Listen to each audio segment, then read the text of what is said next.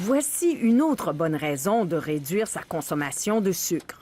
Chez plus de 100 000 Français suivis depuis 2009, le risque de développer un cancer a augmenté de 18 % avec la consommation quotidienne de 100 ml de boissons sucrées. Chez des personnes qui n'ont pas d'autres facteurs de risque par ailleurs, en soi, la consommation de boissons sucrées à partir de un petit verre par jour là, serait associée à une augmentation de risque de cancer.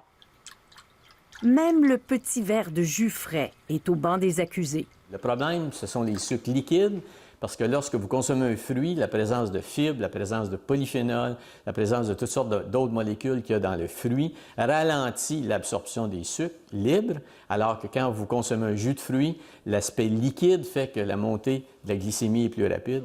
Le docteur en biochimie, Richard Béliveau, estime que l'étude épidémiologique publiée dans le British Medical Journal est solide.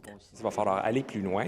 Ce qu'on sait, c'est que le sucre, en général, va être une cause d'excès de poids. Et l'excès de poids, lui, est une cause confirmée, justement, de risque de cancer. Aujourd'hui, la science est plus forte, les études sont libres d'intérêt.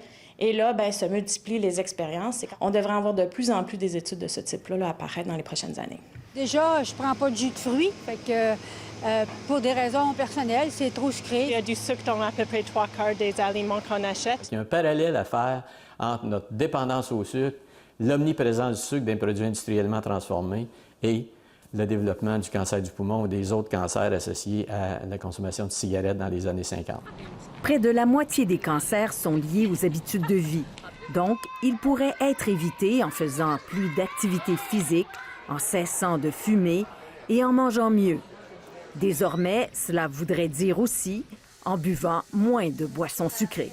Ici Anne-Louise Despatie, Radio-Canada, Montréal.